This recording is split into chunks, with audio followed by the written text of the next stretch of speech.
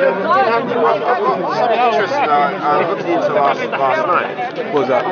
And they're talking recently about the Uthman burning the Quran. Some people are talking about it, about Uthman burning the Quran. Yeah. And they're using that as the reason for why actually, I don't even know why. But anyway, Muslims like to use that as an excuse now.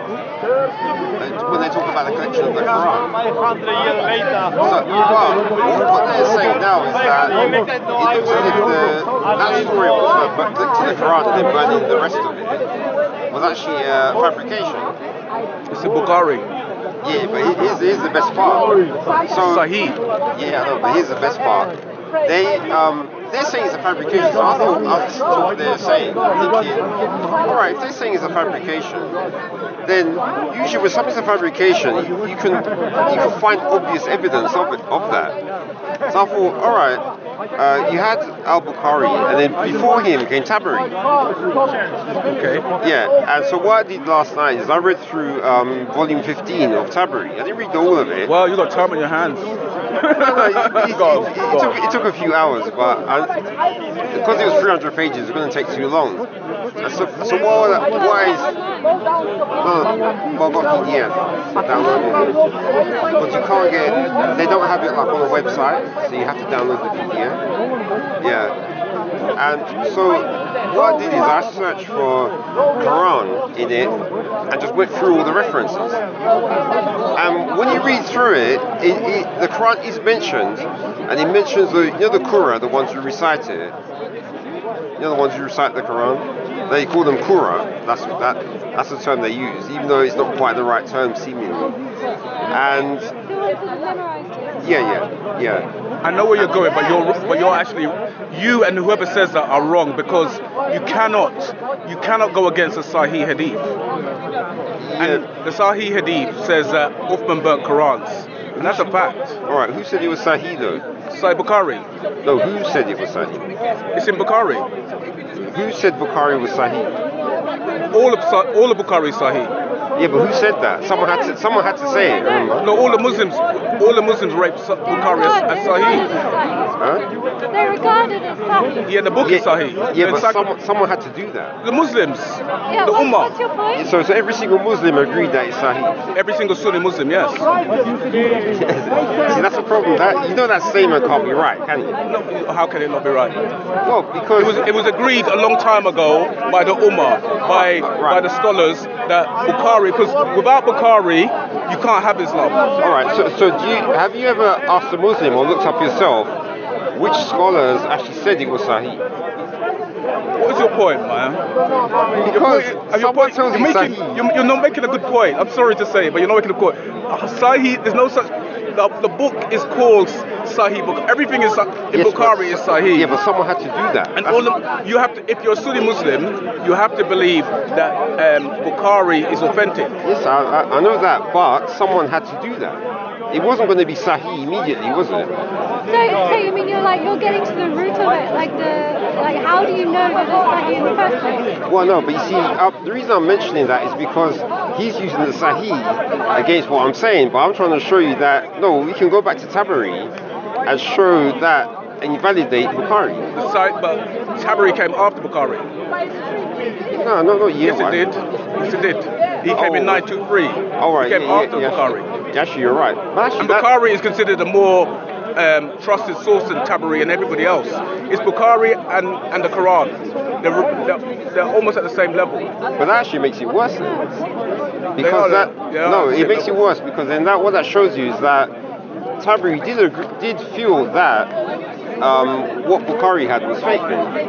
Because remember, Bukhari's the one that had that story. Everyone's telling you he's Sahih. Can I ask you, what point are you making? What's the original point? No, I'm going to say. So when I read through Tabari, what I found is every reference to the Quran either talks about Qurras who recite it, memorize it, or it was about them having a Quran which was a paper version, in a scroll or whatever, or a book. And whenever they had those references, they were similar, going all the way from when Uthman started down to after he died. So when you read through those stories, you don't see anything about some big burning and selection that happened. It's just not there. And so when you read Tabari, it's not there. And then he came after Bukhari. Now Muslim, Imam Muslim, he came after Bukhari. And still it's not there. Then Sunan Abu Dawud comes and it's not there again. So who do you think is the fake? Everybody else apart from Bukhari. No, but that's not real. You've got to know in Islam, Bukhari is held up so high that he is considered the highest of the high. And after him is Sahih, Muslim, and probably Tabari. All of them, if it's in Bukhari, it's considered gold. It's considered 100%. Yeah, I know that. Are you trying to say that it never happened? That it could never, that it might never have happened? Well, if it happened, all right. If we went to say the Gospels, if Jesus never resurrected and only one Gospel mentioned it, the other three said they don't know, do you think the Christians will have a big problem? Okay, all right. No, it'd be a big problem. You wouldn't. You know what I mean, though, isn't it? It would. Obviously, some Christians would still follow it. But there'd still be that problem there. That's what I mean. So the problem will still exist. What's your overall point? Yeah, because surely if... So what's your overall point? Yeah, if the majority of Muslims believe... Yeah. So what that shows is that Bukhari having that story and being... the fact you have to believe it, even though the other scholars didn't bother with such a big story, shows you that Islam is more about someone having power to declare something is true. It's not about you going and finding different stories. It's all hearsay anyway. I mean, all of them lived 200 years later. All of them were from outside of... And all of them were from outside the area. All of them lived thousands of miles away. All of them did not know the people or any of the people who knew the people. Yeah. So it's all hearsay. Yeah, I know, but my thing is that when you actually, because I don't know if you've ever read Tabari, you ever read any of it? I read these tafsirs sometimes, but I don't read the book. And I've got better things to do. Oh, because here's the interesting thing about the book. When you read it, when you look at the stories, they only talk about certain subjects.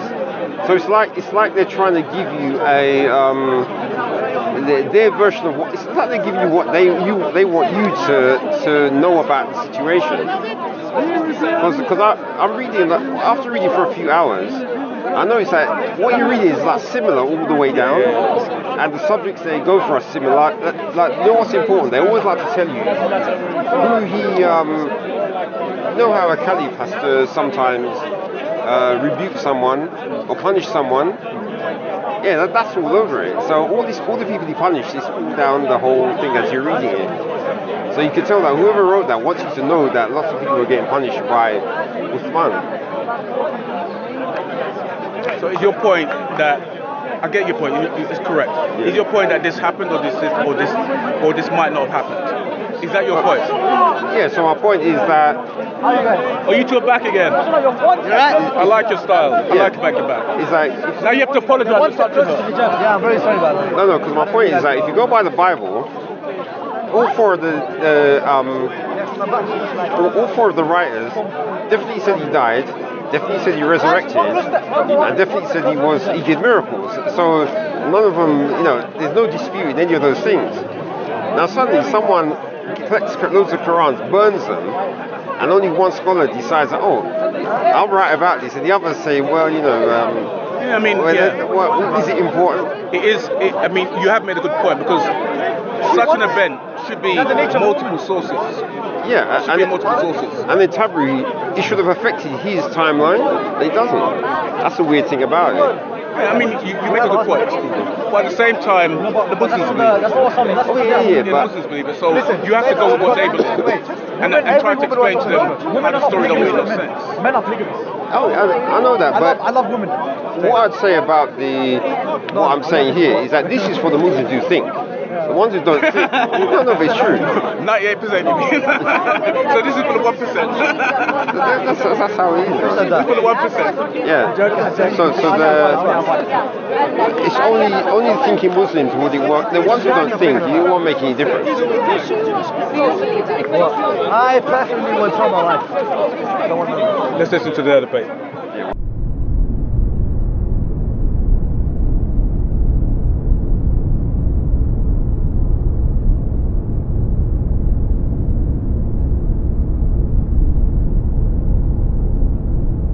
Israelites will return to take down Islam.